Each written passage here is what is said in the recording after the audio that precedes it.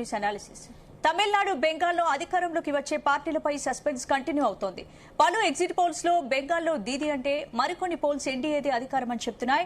మరోవైపు తమిళనాడులో విజయ్ టీవీకే పార్టీపై జోరుగా చర్చ జరుగుతోంది. కొన్ని సర్వేలు కింగ్ మేకర్ విజయ్ దళపతి అంటే మరికొన్ని మాత్రం ఏకంగా సీఎం అవుతాడని తేల్చేశాయి. దీంతో ఇటు బెంగాల్ అటు తమిళనాడులో అధికారం ఎవరనే దానిపై ఇవాల్టి డిఎన్ఏలో డిస్కస్ చేద్దాం. ఇవాల్టి డిఎన్ఏలో నాతో పాటు మా కొలీగ్ శివ ఉన్నాడు, అలాగే గెస్ట్ బీజేపీ నుంచి రవికుమార్ గారు జాయిన్ అయ్యారు. నమస్తే అండి, వెల్కమ్ టు డిబేట్. రవికుమార్ గారు ఏం చెప్తారు? తమిళనాడు బెంగాల్లో అధికారంలోకి వచ్చే పార్టీలపై అయితే సస్పెన్స్ కొనసాగుతోంది. ఎగ్జిట్ పోల్స్ నిజంగా ఎగ్జాక్ట్ అవుతాయని అనుకోవచ్చా? మీరేం చెప్తారు? ముందుగా జీ న్యూస్ ప్రేక్షకులకు అందరికీ కూడా నమస్తే, ప్యానల్ ఉన్న మీకు కూడా నమస్తే. అయితే మీకు ఎగ్జిట్ పోల్స్ ఎగ్జాక్ట్ పోల్స్ అవుతాయని చెప్పేసి బీజేపీ ఎప్పుడు కూడా నమ్మకం పెట్టుకోలేదు. కానీ ఎగ్జిట్ పోల్స్ ఇచ్చే నంబర్స్ కంటే కూడా ఎక్కువ నంబర్స్ బీజేపీ సాధించిందని చెప్పేసి ఈ మధ్యలో జరిగినటువంటి ప్రతి ఎలక్షన్ లో ప్రూవ్ అయింది. మీరు దానికి ఎగ్జాంపుల్ గా అంతకుముందు జరిగినటువంటి ఎలక్షన్ తీసుకోవచ్చు, ఢిల్లీ ఎలక్షన్ తీసుకోవచ్చు, మహారాష్ట్ర ఎలక్షన్ తీసుకోవచ్చు. ఇట్లా ఏ ఎలక్షన్ తీసుకున్నా, నిన్న మొన్న జరిగినటువంటి గుజరాత్ లోకల్ బాడీ ఎలక్షన్ లో కూడా బీజేపీ ఏదైతే ఎగ్జిట్ పోల్స్ ఇచ్చిందో ఎగ్జిట్ పోల్స్ కంటే కూడా ఎక్కువ సీట్లు సాధించి బీజేపీ యొక్క సత్తా ఏంటో మనం నిరూపించుకున్నాం. అయితే ఇప్పుడున్నటువంటి పశ్చిమ బెంగాల్ కావచ్చు, అదేవిధంగా తమిళనాడులో కూడా కావచ్చు. పశ్చిమ బెంగాల్లో ముఖ్యంగా స్పెసిఫిక్ గా మాట్లాడుకుంటే పశ్చిమ బెంగాల్ ఓటర్స్ కూడా చాలా స్పష్టమైన తీర్పు ఇచ్చారని చెప్పేసి మనకు స్పష్టంగా అర్థమవుతుంది. 92% పోలింగ్ అయింది. 92% ఓటర్ టర్నౌట్ మనకేం చెప్తుందంటే ఇక ఎంత మాత్రం కూడా ఈ సంతుష్టీకరణ రాజకీయాలు నడవవు, ఇక ఎంత మాత్రం కూడా ఈ మభ్య పెట్టే మేనిఫెస్టోలు నడవు అని పెరిగిన పోలింగ్ శాతం బీజేపీకి అనుకూలమని ఎలా చెప్తున్నారు రవికుమార్ గారు? ఒకవేళ ప్రభుత్వం మీద సంతృప్తి ఉండి ప్రభుత్వం మారకూడదు అనే ఉద్దేశంలో కూడా ఆ స్థాయిలో వచ్చి ఓట్లు వేసి ఉండొచ్చు కదా. ప్రభుత్వం మారాలని చెప్పేసి ఆ స్థాయిలో వస్తారు, కానీ ప్రభుత్వం మారకూడదు అనుకున్నప్పుడు ఇంతగా ఓటింగ్ జరిగిన దాఖలాలు ఎప్పుడు చరిత్రలో లేవు. ఎప్పుడైతే మనం చూడండి, మీరు ఎప్పుడైతే ప్రభుత్వాలు మారాలనుకున్నప్పుడు ఇన్కంబెన్సీ బాగా వచ్చినప్పుడు ఓటింగ్ పర్సంటేజ్ బాగా పెరుగుతుంది. మీరు అనేక రాష్ట్రాల ఎక్కువ మీరు ఎలక్షన్ యొక్క మీరు ఒకసారి వెనక్కి వెళ్ళి చూస్తే మీకు అర్థమవుతుంది. అదేవిధంగా బెంగాల్లో కూడా ఇప్పుడు 92% అంటే దీనికి రెండు కారణాలు. ఒకటి ఏంటంటే 15 ఏళ్ల మమత రాక్షస పాలన, అసలు ఎక్కడ కూడా లా అండ్ ఆర్డర్ లేనటువంటి పాలన, ఎక్కడ కూడా అసలు గవర్నెన్స్ లేనటువంటి పాలన సాగింది.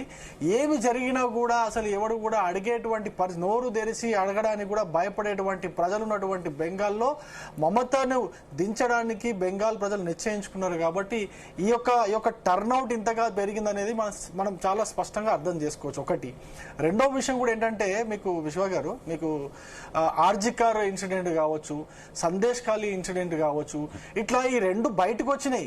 మమతా గవర్నమెంట్ లో కూడా ఈ రెండు ఇన్సిడెంట్స్ బయటకు వచ్చినాయి చెప్తున్నారు. బయటకు వచ్చినాయి ఫోకస్ పెట్టారు రవికుమార్, మీరు ఫుల్ ఫోకస్ పెట్టారు. ప్రధానమంత్రి అమిత్ షా అయితే అక్కడే మకం వేసిన పరిస్థితి చూస్తాం.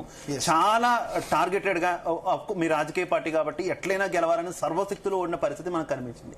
కాకపోతే ఎగ్జిట్ పోల్స్ మనం చూసుకుంటే ఎక్కడా కూడా పూర్తి స్థాయిలో ఖచ్చితంగా భారతీయ జనతా పార్టీ గెలుస్తుంది, లేదంటే తృణమూల్ కాంగ్రెస్ గెలుస్తుంది అని ఖచ్చితంగా చెప్పలేని సిచ్యువేషన్ కదా. ఎందుకలా అంటే ఈ యొక్క పోలింగ్ అనేది ఎంత టైట్ గా జరిగింది, టీఎంసీకా లేకపోతే బీజేపీకా అని చెప్పేసి ఈ పొలిటికల్ పండితులు కూడా అంచనా వేయలేనటువంటి పరిస్థితి ఉన్నది. కానీ ఎప్పుడైతే ఈ విధంగా అంచనాలు లేకుండా, అంటే అటా ఇటా అని అంచనాలు లేకుండా, ఎగ్జాక్ట్ అంచనాలు లేకుండా ఎప్పుడైతే ఎగ్జిట్ పోల్స్ వచ్చినాయో, మీరు మహారాష్ట్ర చూసుకోండి, ఇంతకుముందు జరిగినటువంటి అనేక ఎలక్షన్లు కూడా చూసుకోండి, అటు కాకుండా ఇటు కాకుండా అంచనాలు ఇచ్చిన ప్రతిసారి కూడా బీజేపీ అనుకోని సీట్లు ఎక్కువ సాధించి, నేనేమనుకుంటున్నానంటే 146 అని యావరేజ్ గా అన్ని పోలింగ్ సంస్థలు ఇస్తున్నాయి. కానీ నేనేమనుకుంటున్నా 200 సీట్లు పశ్చిమ బెంగాల్లో బీజేపీ దాటినా కూడా ఆశ్చర్యపోనక్కర్లేదేమో అనిపిస్తోంది నాకు. ఎందుకంటే ప్రజలు అక్కడ కోరుకుంటున్నారండి. బీజేపీ అధినాయకత్వం కోరుకుంటేనో, లేకపోతే మోడీ మమత పశ్చిమ బెంగాల్లో అధికారంలో ఉంది కాబట్టి బీజేపీని కోరుకుంటున్నారా, లేదంటే బీజేపీ గ్రౌండ్ లెవెల్లో స్ట్రాంగ్ గా ఉందా? లేదు మీరు అనుకున్నట్టు గ్రౌండ్ లెవెల్లో బీజేపీ స్ట్రాంగ్ గా ఉంటే ఎగ్జిట్ పోల్స్ లో ఎందుకు క్లారిటీగా? నేనేమంటున్నా, మీకు అదే చెప్తాను. చాలా మంది ప్రజలు కూడా ఎగ్జిట్ పోల్స్ అంటే ఏం చేస్తారంటే, ఎగ్జిట్ పోల్స్ ఏంటంటే అక్కడ ప్రజల దగ్గర నుంచి ఎవరు ఓటేశారని చెప్పేసి కనుక్కోవడం ఒకటి, అక్కడ పోలింగ్ బూత్లలో పనిచేసినటువంటి అక్కడ ఉన్నటువంటి పోలింగ్ ఏజెంట్, పార్టీల పోలింగ్ ఏజెంట్స్ ఇచ్చేటువంటి ఫీడ్బ్యాక్ ని బట్టి కావచ్చు, లేదా మా పార్టీలో పన్నా ప్రముఖ్ దగ్గర నుంచి ప్రతి ఒక్కరు ఇచ్చే ఫీడ్బ్యాక్ అన్ని కూడా కలెక్ట్ చేసుకునే కదా వీళ్ళు ఎగ్జిట్ పోల్స్ ఇస్తారు. అయితే మమతా బెంగాల్లో ఎట్లా ఉందంటే పరిస్థితి, లా అండ్ ఆర్డర్ పరిస్థితి ఎట్లా ఉందంటే ఎవరైనా బయటకు వచ్చి చెప్పాలంటే కూడా భయపడుతున్నారు. మీరు అనేక వీడియోస్ చూడండి, మీరు సోషల్ మీడియాలో వస్తున్న వీడియోస్ చూడండి. నా పేరు చెప్తే మరి నెక్స్ట్ నన్ను ఎవరు కాపాడేది? నన్ను కూడా అంటే మహిళలైతే, అమ్మాయిలైతే నా పేరు చెప్పి, నా ఊరు చెప్పి మీకు ఇప్పుడు నేను బయట ఇస్తే రేపు పొద్దున నాకేమైనా జరిగితే ఎవరు గ్యారెంటీ అని చెప్పేసి అనేటువంటి పరిస్థితి మైక్ల ముందు, వీడియో కెమెరాల ముందు చెప్తున్నారంటే, ఇంకా ఎగ్జిట్ పోల్స్ లో అటువంటి పరిస్థితి ఉన్నప్పటికీ కూడా ఎగ్జిట్ పోల్స్ లో బీజేపీకి 140 పైగా సీట్లు వస్తాయని చెప్పేసి ఎగ్జిట్ పోల్స్ చూపిస్తున్నాయి. అంటే ఖచ్చితంగా 140 కాదు 200 పైగా సీట్లు వచ్చే పరిస్థితి కనిపిస్తోందని చెప్పేసి నాకు చాలా స్పష్టంగా ఎందుకు చెప్తున్నానంటే, ఒక చిన్న ఎందుకు చెప్తున్నానంటే, చాలా మంది మేము బీజేపీకి ఓటు వేశామని చెప్పుకోవడానికి భయపడుతున్నటువంటి పరిస్థితులు ఇక్కడ బెంగాల్లో కనిపిస్తున్నాయి. మీకు లాస్ట్ టైం ఎలక్షన్స్ అప్పుడు మీకు గుర్తే ఉంటుంది. లాస్ట్ టైం ఎలక్షన్స్ రిజల్ట్ వచ్చిన తర్వాత బీజేపీకి 77 సీట్లు వచ్చిన తర్వాత మమత మళ్ళీ అధికారం చేపట్టిన తర్వాత అసలు ఎన్ని సంఘటనలు జరిగినాయో, ఎంతమంది బీజేపీ కార్యకర్తలు. గతం నుంచి మనం బెంగాల్ రాజకీయ చరిత్ర చూస్తే ఎప్పుడు రక్త చరిత్ర కింద కనిపించింది. అది కమ్యూనిస్టులు ఉన్నా, తృణమూలు ఉన్నా, ఎవరున్నా కూడా. నా పాయింట్ ఏంటంటే, ఒక్కసారి మనం హిస్టరీ కనుక చూసుకుంటే బెంగాల్లో అధికారంలో ఉన్నటువంటి పార్టీకి అక్కడ ఉన్న ప్రజలు సుదీర్ఘంగా రాజకీయ అవకాశం కల్పించినటువంటి ప్రభుత్వ ఏర్పాటుకి మనం ఇప్పటి వరకు చూసాం. అది కమ్యూనిస్టులైనా, తర్వాత తృణమూలైనా, ఏదైనా సరే.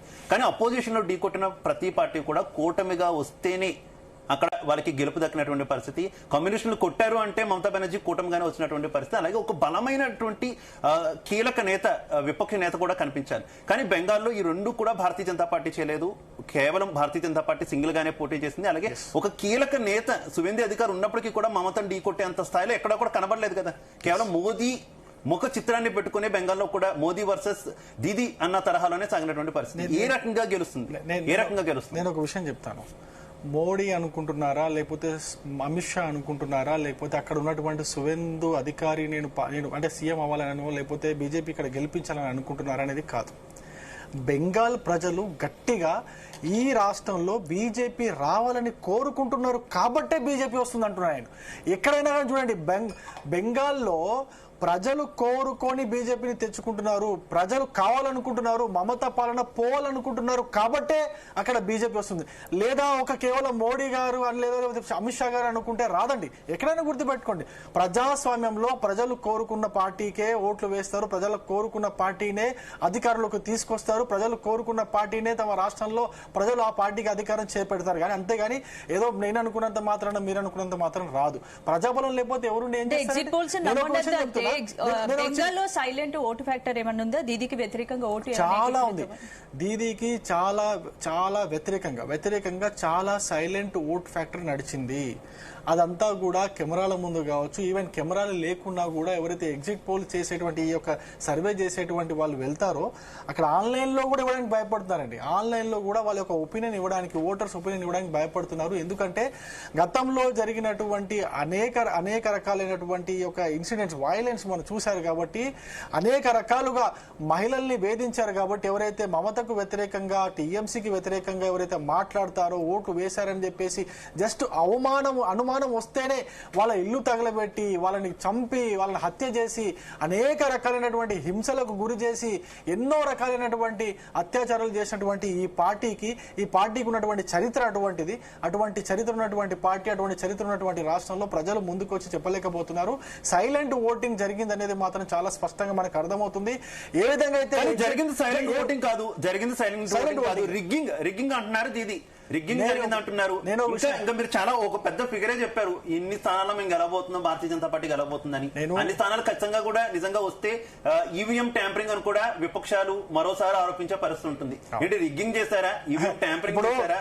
శివ గారు, ఇప్పుడు నేను బెంగాల్ ప్రజల మనసులు గెలుచుకున్నారు. నేనేమంటున్నా, నేను ఇంతకుముందు చెప్పింది, బెంగాల్ ప్రజలు కోరుకుంటున్నారు కాబట్టి బీజేపీని కావాలనుకుంటున్నారు. బెంగాల్ ప్రజలు మమతను తిరస్కరిస్తున్నారు కాబట్టి బీజేపీని కావాలనుకుంటున్నారు. బెంగాల్ ప్రజలు ఏదైతే ఈ హింస, అత్యాచారాలు, ఈ అల్లర్లు జరుగుతున్నటువంటి ఈ రాష్ట్రంలో ఉన్నటువంటి ప్రభుత్వాన్ని దించాలనుకుంటున్నారు కాబట్టి బీజేపీని కోరుకుంటున్నారు. బెంగాల్ ప్రజలు అభివృద్ధిని కోరుకుంటున్నారు. బెంగాల్ ప్రజలు శాంతిని కోరుకుంటున్నారు.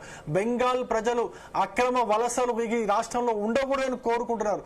బెంగాల్ ప్రజలు ఈ రాష్ట్రంలో సంతుష్టీకరణ రాజకీయాలు చేయదని కోరుకుంటున్నారు. కోరుకుంటున్నారు. బెంగాల్ ప్రజలు ఈ రాష్ట్రంలో ఒకే వర్గానికి కొమ్ము కాసే పార్టీలు ఈ రాష్ట్రంలో అధికారం ఉండొద్దని కోరుకుంటున్నారు. కాబట్టి ఈ రాష్ట్రంలో బెంగాల్ రాష్ట్రంలో బీజేపీని కోరుకుంటున్నారు.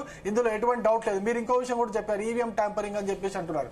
రేపు పొద్దున తమిళనాడులో గెలిచినా కూడా మరి వీళ్ళు ఈవీఎం ట్యాంపరింగ్ అంటారా? రేపు పొద్దున కేరళలో ఎల్డీఎఫ్ యూడీఎఫ్ అంటున్నారు. ఎన్డీఏకి అయితే ఇవ్వలేదు కదా, ఎన్డీఏ కేవలం జస్ట్ ఓట్ షేర్ పెరుగుతుందని చెప్పారు. మరి ఎల్డీఎఫ్ గెలిచినా యూడీఎఫ్ గెలిచినా మరి ఈవీఎం ట్యాంపరింగ్ అంటారా? రేపు పొద్దున ఒకవేళ చెప్తున్నాను, ఇదే బెంగాల్లో ఇదే కొన్ని సీట్లలో మమత ఓడిపోతే దాన్ని కూడా మరి ఈవీఎం సర్వేలు తప్పవచ్చు కానీ ట్రెండ్ మాత్రం కరెక్టే కదా. ట్రెండ్ కరెక్టే ఉంటుంది. నేను ఏమంటున్నా అదే చెప్తున్నా. ఇప్పుడు చూడండి, అస్సాంలో 3వ సారి బీజేపీ గెలుస్తుందని చెప్పేసి అన్ని ఎగ్జిట్ పోల్స్ మనకు అవే నివేదికలు ఇస్తున్నాయి, అన్ని గెలుస్తున్నాయని చెప్పేసి. మరి అక్కడ కూడా ఈవీఎం ట్యాంపరింగ్ అంటారా? ఎగ్జిట్ పోల్స్ లో అయితే చాలా స్పష్టంగా చెప్తున్నారు కదా. సరే, తమిళనాడులో అండ్ పశ్చిమ బెంగాల్లో 50-50 అన్నట్టు ఉంది యావరేజ్ గా తీసుకుంటే మనం. మరి ఇక్కడ ఒకవేళ తమిళనాడులో డిఎంకే గెలిచింది అనుకోండి, ఈవీఎం ట్యాంపరింగ్ అంటారా? మరి తెలంగాణలో కాంగ్రెస్ పార్టీ గెలిచింది, మరి అప్పుడు ఈవీఎం ట్యాంపరింగ్ జరగలేదా? అంతెందుకండి, మొన్న జరిగినటువంటి దిల్లీ ఎలక్షన్ లో మేము గెలిచాం కదా. మేము గెలిచిన తర్వాత మరి అప్పుడు కూడా ఎవరు మాట్లాడలేదు ఈవెంట్ ట్యాంపరింగ్ అని చెప్పేసి, పెద్దగా మాట రాలేదు. ఎందుకంటే అక్కడ కాంగ్రెస్ లేదు పిక్చర్ లో. కేవలం ఆమ్ ఆద్మీ పార్టీతో బీజేపీ పోటీ పడిందని ఒకే ఉద్దేశంతో అక్కడ ఈవీఎం ట్యాంపరింగ్ విషయం మాట్లాడలేదు కాంగ్రెస్ పార్టీ వాళ్ళు. మీరు గుర్తుపెట్టుకోండి. అదే ఒకవేళ కాంగ్రెస్ పార్టీ కానీ లేకపోతే ఆ కాంగ్రెస్ పార్టీకి సంబంధించిన యూపీఏకి సంబంధించిన పార్టీ పోటీ చేసి ఉంటే మాత్రం ఖచ్చితంగా ఈవీఎం ట్యాంపరింగ్ అని. సో బెంగాల్లో మీ వ్యూహాలన్నీ పనిచేస్తాయి. బెంగాల్లో మీ వ్యూహాలన్నీ పనిచేసినాయి. మోదీ షాద్వయం యొక్క వ్యూహాలన్నీ పనిచేస్తాయి, ఒప్పుకుంటారా? బెంగాల్లో మా యొక్క వ్యూహము, మా యొక్క ఎలక్షన్ స్ట్రాటజీ అయితే ఉండిందో దాన్ని 100% అక్కడ ఎగ్జిక్యూట్ చేయడానికి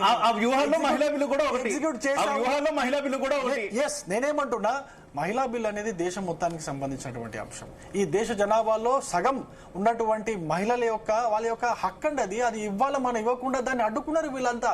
ఓన్లీ కేవలం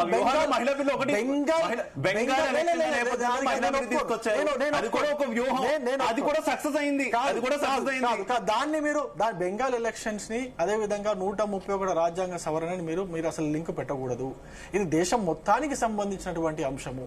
దేశంలో సగభాగమైనటువంటి మహిళల యొక్క వాటాకు సంబంధించినటువంటి అంశము. అదేవిధంగా ఈ దేశంలో ప్రతిసారి ఎలక్షన్లు జరుగుతూనే ఉంటాయండి. ఇంకొక 8 నెలలు అయితే మళ్ళీ ఇంకొక 5 రాష్ట్రాల ఎలక్షన్స్ వస్తూ ఉన్నాయి. ఎప్పుడు చేద్దాం చెప్పండి? మరి ఎప్పుడు ప్రతి సంవత్సరం ఏదో ఒక 5 రాష్ట్రాల్లో 5 రాష్ట్రాల ఎలక్షన్స్ ఖచ్చితంగా జరుగుతూ ఉంటాయి. ఏదో ఒక రాష్ట్రంలో లోకల్ బాడీ ఎలక్షన్స్ జరుగుతూనే ఉంటాయి. అట్లా అని చెప్పేసి ఇటువంటి రాజ్యాంగ సవరణలు కావచ్చు, లేకపోతే అత్యంత ప్రాధాన్యత ఉన్నటువంటి మహిళల యొక్క ఈ యొక్క రిజర్వేషన్ అంశం కావచ్చు, వీటన్నిటిని పోస్ట్పోన్ చేసుకుంటూనే పోదామా? ఇంకా దీనికి సంబంధం లేదు, దాంట్లో ఎటువంటి వ్యూహం లేదు.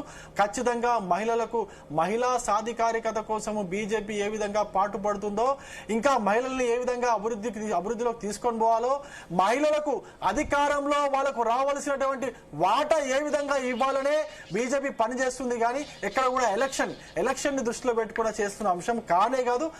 దీనికి లింక్ పెట్టాల్సిన అవసరం లేదు. ఇంకో విషయం కూడా చెప్తున్నానండి, నేను ఒకవేళ 131 రాజ్యాంగ సవరణకు గాని ఈ యొక్క 2/3 మెజారిటీతో ఈ బిల్లు పాస్ అయ్యి ఉంటే రేపు పొద్దున వీళ్ళందరికీ కూడా ఓట్లు పడేయేమో, అపోజిషన్ పార్టీస్ కూడా ఓట్లు పడేయేమో, టీఎంసీ కూడా ఓట్లు పడేయేమో, అదే విధంగా డిఎంకే కూడా కొన్ని ఓట్లు పెరిగాయేమో. డిఎంకే అపోజ్ చేసింది కదా, టీఎంసీ కూడా అపోజ్ చేసింది కదా, వాళ్ళు కూడా కొన్ని ఓట్లు పెరిగాయేమో. మరి వాళ్ళు దాన్ని పాస్ చేయించాల్సింది ఎందుకు అడ్డుకున్నారు? అడ్డుకోవడానికి కారణం అసలు అక్కడ ఏమైనా కొంచెమైనా కారణం కనిపిస్తా ఉందా? దానికి డీలిమిటేషన్ కి ఎక్కడ కూడా. మనతో పాటు బీఆర్ఎస్ పార్టీ నుంచి దేవిప్రసాద్ గారు ఫోన్ లైన్ లో జాయిన్ అయ్యారు. దేవిప్రసాద్ గారు నమస్తే. దేవప్రసాద్ గారు, 5 రాష్ట్రాల్లో ఎన్నికలు జరిగినాయి. నిన్న మనం ఎగ్జిట్ పోల్స్ చూస్తాం, ఈ రోజు కొన్ని ఎగ్జిట్ పోల్స్ వచ్చాయి. ముఖ్యంగా దేశం అంతా కూడా తమిళనాడు అలాగే వెస్ట్ బెంగాల్, పశ్చిమ బెంగాల్ ఈ రెండింటి మీద ఎక్కువ ఫోకస్ పెట్టినటువంటి పరిస్థితి. మీకు ఏమనిపిస్తుంది ఈ రెండింటికి సంబంధించినటువంటి ఎగ్జిట్ పోల్స్ చూసినప్పుడు? అంటే ఒకటండి, పశ్చిమ బెంగాల్ గత 15 సంవత్సరాలుగా టీఎంసీ పరిపాలన కొనసాగుతా ఉంది. అక్కడ గతంలో అప్రతీతంగా కొనసాగినటువంటి కాంగ్రెస్ పార్టీ గాని సిపిఎం గాని చాలా మార్జినలైజ్ అయిపోయినటువంటి సందర్భాన్ని మనం చూసినాం. అంటే మమత గారు తీసుకున్నటువంటి చర్యల వల్ల అక్కడ ప్రజలకు సంబంధించినటువంటి ప్రజాపక్షం ఉండేటువంటి అనేక సంస్థల పట్ల ఆమె వ్యవహరించినటువంటి తీరు విషయంలో కూడా కొంత ఈ 5 ఏళ్లుగా చాలా చర్చ జరుగుతా ఉంది. అయితే బీజేపీ పార్టీ ఎట్టకేలకు బెంగాల్ను స్వాధీనం చేసుకోవాలి, బెంగాల్లో అధికారం రావాలని చాలా తీవ్రంగా ఒక రాజకీయ పార్టీగా ప్రయత్నించినటువంటి మాట నిజం. అందులో ఎస్ఐఆర్ దానికి సంబంధించినటువంటి అంశాల మీద కావచ్చు, మిగతా అంశాల మీద కావచ్చు, ఒక్కసారి ఓటింగ్ చూస్తే 92% 92.84% ఓటింగ్ అయింది. గతంలో కంటే 37 లక్షల మంది ఓటర్లు ఎక్కువగా ఓటేసినట్టు మనకు చాలా స్పష్టంగా అర్థమవుతా ఉంది, కొత్త ఓటర్లు అందరూ కూడా. కాబట్టి ఇంత భారీ ఓటింగ్ జరిగిందంటే ఇలా 2 కారణాలు చాలా స్పష్టంగా కనబడతా ఉన్నాయి. ఒకటి, ప్రో గవర్నమెంట్ ఉంటే అంటే ఎట్టి పరిస్థితుల్లో కూడా ఈ ప్రభుత్వాన్ని గెలిపించాలి, ఈ ప్రభుత్వం మీద ముప్పేట దాడి జరుగుతా ఉంది, లక్షలాది పారామిలిటరీ సైన్యాన్ని తెచ్చి ఇంటోటోగా బెంగాల్ అంతా కూడా ఒక రకమైనటువంటి భయోన్మాదంతో పెట్టేటువంటి పరిస్థితి చేసింది. కాబట్టి ఎట్టి పరిస్థితుల్లో కూడా టీఎంసీని గెలిపించాలనేటువంటి దాంతో వేసి ఉండొచ్చు. లేకుంటే రెండవది, టీఎంసీ 15 ఏళ్లుగా జరుగుతున్నటువంటి పరిపాలన పట్ల కొంత అసంతృప్తో లేకుంటే మిగతా కారణాల వల్ల బీజేపీకి వేసి ఉండొచ్చు. కాబట్టి ఇక్కడ చూస్తే అయితే దేవిప్రసాద్ గారు, టీఎంసీ ఒక్కసారి మనం ఎగ్జిట్ పోల్స్ కనుక ఎగ్జాక్ట్ గా అనుకుని, అంటే మెజారిటీ ఎగ్జిట్ పోల్స్ దాదాపుగా ఎవరు కూడా క్లియర్ కట్ గా అంచనా వేయకపోయినప్పటికీ కూడా బీజేపీ వస్తుందని చెప్తున్నటువంటి నేపథ్యంలో గత చరిత్ర మనం కనుక చూసుకుంటే అసలు బీజేపీకి అక్కడ స్పేసే ఉండేది కాదు, ఓట్ షేర్ చాలా తక్కువగా ఉండేది. ఎక్కువగా దీర్ఘకాలం కమ్యూనిస్టులు కాంగ్రెస్ పాలించినటువంటి రాష్ట్రంలో ఇప్పుడు ఒక్కసారిగా అధికారం దాకా బీజేపీ వచ్చినటువంటి ప్రస్థానం గురించి ఏం చెప్తారు? ఒక్కటి అంటే ఈ ఏవైతే ఎగ్జిట్ పోల్స్ వచ్చినాయో వాటిని 100% మనం విశ్వసించలేము. డెఫినెట్ గా ఒక్కొక్కరు ఒక్కొక్క రకమైనటువంటి భాష్యంతో సర్వే సంస్థలన్నీ కూడా ఇచ్చినాయి. మెజారిటీగా ఎక్కడ కూడా క్లియర్ కట్ గా భారతీయ జనతా పార్టీకి ఎడ్జ్ ఉన్నటువంటి సందర్భాన్ని అయితే మనం ఎక్కడ కూడా చూడలేదు, 1-2 సందర్భాలు తప్ప. మెజారిటీ సర్వే సంస్థలన్నీ కూడా టీఎంసీ సంబంధించినటువంటి గట్టి పోటీ ఇస్తుందనేటువంటి విషయాన్ని చాలా స్పష్టంగా చెప్పాయి. కానీ మీరు అడిగినటువంటి విషయం ఏంటంటే డెఫినెట్ గా ఇవాళ ఎవరైతే యాంటీ ఇన్కంబెన్సీ ఉందో, అంటే మమతకు సంబంధించినటువంటి యాంటీ ఇన్కంబెన్సీని ఇవాళ వాటిని ఏమంటాము తీసుకోవడంలో బీజేపీ అనుసరించినటువంటి విధానం వల్ల, ఎందుకంటే అక్కడ కమ్యూనిస్టులు ఒక అప్రతీతంగా 25 ఏళ్లు పాలించి ప్రజల చీత్కారానికి గురై మరి బెంగాల్లో అసలు ఇప్పుడు 1-2 తమ స్థానాల్ని తాము ఎత్తుకునేటువంటి పరిస్థితి వచ్చింది. రెండవది, కాంగ్రెస్ పార్టీ ఇన్ని జాతీయ పార్టీ అయినా ఎన్నడూ కూడా గత 25-30 ఏళ్లుగా సరైనటువంటి ఫలితాలు చేయలేనటువంటి పరిస్థితి కనబడతా ఉంది. దాని మాననికి దాన్ని వదిలేసినటువంటి నేపథ్యం. కాబట్టి ఇలా నువ్వా నేనా అనే పోటీ జరిగింది తప్ప మిగతా పార్టీలు ఎక్కడ కూడా అసలు ఫీల్డ్ లోనే లేవనేటువంటి విషయాన్ని మనకు చాలా స్పష్టంగా కనబడతా ఉంది. కాబట్టి ఇందులో నువ్వా నేనా అనేటువంటి విషయానికి వచ్చినప్పుడు డెఫినెట్ గా పోటీ టఫ్ గా ఉండేటువంటి అవకాశం ఉంది. ఎట్టకేలకు మరి భారతీయ జనతా పార్టీ చేస్తున్నటువంటి ప్రయత్నాలు ఏ మేరకు సఫలం అవుతాయో మనం తమిళనాడు గురించి ఏం చెప్తారు దేవిప్రసాద్ గారు? తమిళనాడులో మీ మిత్రపక్షం అనొచ్చా? మీ మిత్రపక్షం అనొచ్చా? డిఎంకే కొంత సన్నిహితంగా ఉంటారు కదా అంటే రాజకీయంగా పూర్తిగా కలవకపోయినప్పటికీ కూడా. మాకెవ్వరు మిత్రపక్షం కాదండి, ఇంకా మేము ఎవరితో మిత్రపక్షం లేను. కానీ ఏవైనా సమస్యలు వచ్చినప్పుడు ఆ సమస్యలతో ఏకీభావం ఉండడం అనేటువంటిది రాజకీయ పార్టీలో సహజం. ఒక్కొక్క సందర్భంలో కొన్ని రాజకీయ పార్టీలు లేవనెత్తినటువంటి అంశాల పట్ల మేము కూడా కొంత పాజిటివ్ గా స్పందించినటువంటి మాట నిజం. అయితే ఇక్కడ ద్రవిడియన్ కు సంబంధించినటువంటి విషయంలో డెఫినెట్ గా అక్కడ డిఎంకే అధికారంలోకి వస్తుందనేటువంటి విషయం కొంతమేరకు అర్థమైతా ఉంది. అక్కడ సినీ యాక్టర్ మన ఎవరైతే విజయ్ గారు పోటీ చేసిండ్రో వారు దాదాపుగా పెద్ద ఎత్తున ఓట్లు చీల్చిండ్రు అనేటువంటి విషయాన్ని కూడా ప్రజలు చెప్తా ఉన్నారు. కానీ ఎప్పుడైనా తమిళనాడు ఎన్నడూ కూడా భారతీయ జనతా పార్టీ పట్ల అనుకూలత చూపలేదు, ఎన్నడూ కూడా అధికారంలోకి వచ్చేంత విధంగా ప్రజలు ఆదరించినటువంటి నేపథ్యాన్ని చూశాం. కాబట్టి విజయ్ గారు ఏవైతే యాంటీ ఇన్కంబెన్సీ ఓట్లను చీలిస్తే డెఫినెట్ గా అట్లనే చీల్చిందని చెప్పి అనేక మంది విశ్లేషకులు చెప్తా ఉన్నారు. కాబట్టి డెఫినెట్ గా ఈసారి స్టాలిన్ విజయం ఖాయం అనేటువంటి విషయాన్ని కూడా అనేక మంది పరిశీలకులు చెప్తా ఉన్నారు. తమిళనాడులో డెఫినెట్ గా డిఎంకే వచ్చేటువంటి అవకాశాలే మెండుగా కనబడతా ఉన్నాయి. అయితే విజయ్కి వచ్చేటటువంటి అంటే ఎగ్జిట్ పోల్స్ కనుక మనం చూసుకుంటే విజయ్కి వచ్చేటటువంటి సీట్లు అలాగే ఏఐఏడిఎంకే కూటమి ఈ రెండు కూడా జత కలవచ్చు అనేటటువంటి ఊహాగానాలు నిన్నటి నుంచి కూడా ఎక్కువగా వ్యాపిస్తున్నటువంటి పరిస్థితి.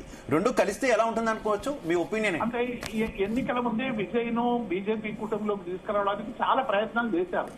కానీ ద్రవిడియన్లు సహజంగానే బీజేపీ పట్ల కొంత వ్యతిరేకత ఉన్నటువంటి నేపథ్యంలో కొంత మార్పు తీసుకురావడానికి అక్కడ ఉన్నటువంటి గత అధ్యక్షుని కూడా పక్కకు పెట్టి కొత్త పద్ధతిలో ఈసారి బీజేపీ కొద్ది ఎన్నికల వ్యూహం మార్చి ఎన్నికలకు పోయినటువంటి విధానం కూడా చూసినాం. కాబట్టి విజయ్ ఎన్నికల ముందే భారతీయ జనతా పార్టీతో ఎన్ని చర్చలు జరిగినా కూడా చర్చలు నిరాకరించి ఒంటరిగా పోటీ చేయాలి, స్వతహాగా ఒక రాజకీయ పార్టీగా ఎదగాలనేటువంటి లక్ష్యంతో విజయ్ ముందుకు పోతున్నటువంటి నేపథ్యంలో నేను ఏఐడిఎంకేతో లేకుంటే ఏఐడిఎంకే బీజేపీతో విజయ్ గెలుస్తుందని నేను మాత్రం ఎక్స్పెక్ట్ చేయడం లేదు. అటువంటి అవకాశమే రాకుండా స్టాలిన్ కు క్లియర్ కట్ మెజార్టీ వస్తుందనేటువంటి విశ్వాసం, నమ్మకం ఇవాళ అనేక మంది పత్రికల్లో మనం వార్తలు చూస్తుంటే కనబడతా ఉంది. ఒకరైతే విజయ అధికారంలోకి వస్తారని ఒక సంస్థ కూడా ఇచ్చినటువంటి పరిస్థితి చూసాం. అంటే ప్రజలను బాగా కన్ఫ్యూజ్ చేయడానికి ఈ సర్వే సంస్థలు మొత్తంగా కూడా మే 4 వరకు ప్రజల్ని ఒక రకమైనటువంటి కన్ఫ్యూజన్ లో నెట్టడానికి, ప్రజాభిప్రాయాన్ని సరైనటువంటి రీతిలో ఆవిష్కరించేటువంటి ప్రయత్నం రకరకాలుగా. నేను ఇందాక ఒక మాట అన్నాను దేవిప్రసాద్ గారు, రవికుమార్, మన ప్యానెల్ లో ఉన్నటువంటి రవికుమార్ గారికి నచ్చలేదు, భారతీయ జనతా పార్టీ నుంచి ఆయన ఉన్నారు, ఆయనకు నచ్చలేదు. ఏదైతే డీలిమిటేషన్ ప్లస్ మహిళా బిల్లు రెండు కలిపి పెట్టారో ఆ వ్యూహం ఇటు వెస్ట్ బెంగాల్లో పనిచేసినట్టుంది, తమిళనాడులో అదే నష్టం చేసినట్టుంది అని నా అభిప్రాయం. మీరేమంటారు? ఇప్పుడు డిలిమినేషన్ మహిళా బిల్లు పెట్టిందే బెంగాల్లో మహిళల ఓట్లు కొట్టుకోవడానికి. గతంలో కూడా వీళ్ళు ఫ్రీ అనవసరం, ఎక్కడ కూడా మనం ఉచితాలు ఇవ్వద్దు, ఉచితాలు ఇస్తే మొత్తం రాష్ట్రాలు దివాలా తీస్తాయి అని చెప్పినటువంటి వాళ్ళు మరి ఇవాళ బెంగాల్లో ఏమేమి ఫ్రీబీస్ ప్రకటించారో మనం చూసినాం కదా. మహిళలకు కానీ, నిరుద్యోగ భృతి కానీ, ఇటువంటి అన్ని కూడా. కాబట్టి భారతీయ జనతా పార్టీ ఇవాళ రకరకాలుగా ఎట్టకేలకు ఎన్నికల్లో సాధించుకోవాలనేటువంటి పద్ధతిలో ముందుకున్న డిలిమినేషన్ కు సంబంధించి చాలా స్పష్టంగా ఉన్న 544 సీట్లలో 33% రిజర్వేషన్ ఇచ్చేటువంటి అవకాశం ఉండే.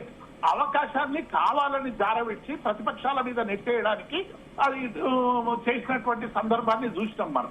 కాబట్టి వాళ్ళు ఏం చెప్పినా, ఎందుకంటే ఒక భారతీయ జనతా పార్టీగా వాళ్ళ వ్యూహాలు వాళ్ళకు ఉండొచ్చు, ఎన్నికల్లో గెలవాలనేటువంటి ప్రధానమైనటువంటి అంశంగా ముందుకు పోయి ఉండొచ్చు. కానీ ఏ పని చేసినా, ఏ ప్రయత్నం చేసినా అది డెఫినెట్ గా ఎన్నికల్లో లబ్ధి పొందడానికి చేస్తుంది తప్ప ఇంకొక రకమైనటువంటి అవకాశమే లేదు అనేటువంటి విషయాలు మనకి మొత్తంగా కూడా ఎన్నికల కమిషన్ నిర్ణయాల దగ్గర నుంచి, అనేక నిర్ణయాల దగ్గర నుంచి చాలా స్పష్టంగా కనబడతా ఉన్నాయి. రవికుమార్ గారు, తమిళనాడులో బీజేపీ స్ట్రాంగ్ గా లేకపోయినా విజయ్ ఎంట్రీ ఎన్డీఏకి బెనిఫిట్ అవుతుందంటే ఏం చెప్తారు? ఇప్పుడు విజయ్ ఎంట్రీ బెనిఫిట్ కంటే కూడా మా యొక్క ఓట్ షేర్ పెరిగిందా లేదా, మా యొక్క సీట్లు పెరిగినా లేదా, దీనిపైన మా దృష్టి ఉందండి. ఎందుకంటే తమిళనాడుకు ప్రధానమంత్రి మోడీ గారు కల్చరల్ గా కావచ్చు, ఆర్థికంగా కావచ్చు, అభివృద్ధి విషయంలో కావచ్చు చాలా చేశారు. సెంట్రల్ గవర్నమెంట్ నుంచి ఎన్ని రకాల సహాయ సహకారాలు అందించాలో తమిళనాడు గవర్నమెంట్ కి అన్ని రకాల ఓట్ షేర్ మీద, సీట్ల సంఖ్య పెరుగుదల మీద, అంటే భారతీయ జనతా పార్టీ అభివృద్ధి మీద ఫోకస్ చేస్తారా నిజంగా? 100% అన్నామలైని పక్కన పెట్టడానికి కారణం ఏంటి? నిజంగా ఇక్కడ బండి సంజయ్ గారిని పక్కన పెట్టడం వల్ల ఎంత నష్టం చేసిందో అక్కడ అన్నామలై గారిని పక్కన పెట్టడం వల్ల కూడా అంతే నష్టం చేసింది అనేటటువంటి అభిప్రాయాలు ఉన్నాయి కదా. నేను ఒక విషయం చెప్తానండి. డిఎంకే ఏదైతే పార్టీ అధికారంలో ఉందో కేవలం కమిషన్, కరప్షన్, కలెక్షన్ పైన వాళ్ళు పనిచేశారే కానీ ఎక్కడ కూడా దానికి మించి పోయే పరిస్థితి లేకుండా పోయింది. దాన్ని అంటే వాళ్ళ యొక్క వైఫల్యాలు ఏదైతే ఉన్నాయో వాటిని ప్రజల దృష్టిలో నుంచి మరల్చడానికి వాళ్ళు అప్పుడప్పుడు సనాతన ధర్మం పైన వాళ్ళు అటాక్ చేయడము, దాన్ని డెంగ్యూతో, మలేరియాతో పోల్చడము, అదేవిధంగా మీకు ఒక దీపోత్సవానికి సంబంధించినటువంటి ఒక కేసుకి సంబంధించినటువంటి ఉంటే ఆ కేసులో ఉన్నటువంటి న్యాయమూర్తినే వాళ్ళు అవహేళన చేసి ఆ న్యాయమూర్తి పైన అలిగేషన్స్ వేసి ఆయన్నే ఇంప్లీట్ చేయడానికి ప్రయత్నం చేసినటువంటి పరిస్థితి. ఇట్లా మొత్తం కంప్లీట్ గా వాళ్ళ యొక్క వైఫల్యాలను కప్పిపుచ్చుకోవడానికి వాళ్ళు ఇట్లా ప్రజల యొక్క దృష్టిని మరల్చే విధంగా, దీన్ని పోలరైజ్ చేసే విధంగా ఒక రకంగా ఇంకొకసారి ఏం చేశారంటే వాళ్ళు హిందీని మా పైన రుద్దొద్దని చెప్పేసి, హిందీ తమిళ భాష కాదని చెప్పేసి ఒక రకంగా హిందీ మేము మాట్లాడమన్న ఒక రకమైనటువంటి ఎమోషన్స్ ని పట్టే ప్రయత్నం చేశారు. కానీ వాళ్ళ వైఫల్యాలను కప్పిపుచ్చుకోవడానికి చేశారు ఇదంతా కూడా.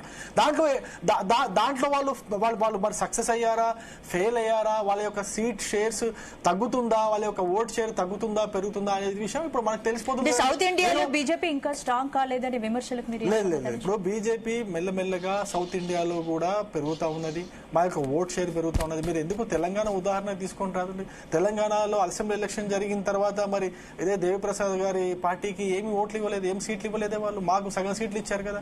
మాకు సగం సీట్లు ఇచ్చిన తర్వాత జరిగినటువంటి ఎమ్మెల్సీ ఎలక్షన్ లో కూడా మీరు చూడండి, ఆ ఎమ్మెల్సీ ఎలక్షన్ లో మరి దేవిప్రసాద్ గారి పార్టీ నుంచి కనీసం క్యాండిడేట్లను పెట్టే ధైర్యం కూడా చేయలేకపోయారు కదా వాళ్ళు. మరి తెలంగాణను తీసుకొచ్చేటువంటి పార్టీ, తెలంగాణ అస్తిత్వాన్ని కాపాడుతున్నటువంటి పార్టీ కదా, ఆ ధైర్యం కూడా చేయలేకపోయారు. వాళ్ళ క్యాండిడేట్ కూడా దొరకలేరు కదా. దాని తర్వాత జరిగినటువంటి పార్టీ మెంబర్షిప్ మేము చేస్తే అండి మాకు తెలంగాణలో 40 లక్షల పార్టీ మెంబర్స్ అయ్యారండి.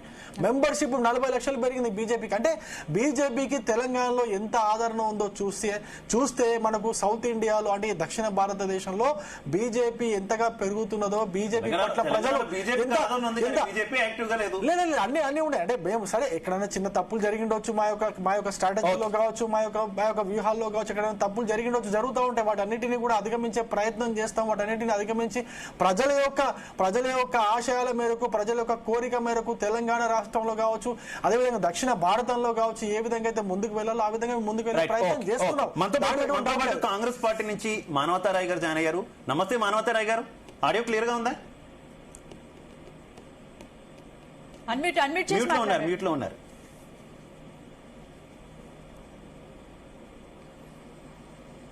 హలో, మానవతారాయ్ గారు ఇప్పుడు క్లియర్ గా ఉంది. మానవతారాయ్ గారు, 5 రాష్ట్రాల ఎన్నికల ఫలితాలు 4వ తారీఖున రాబోతున్నాయి.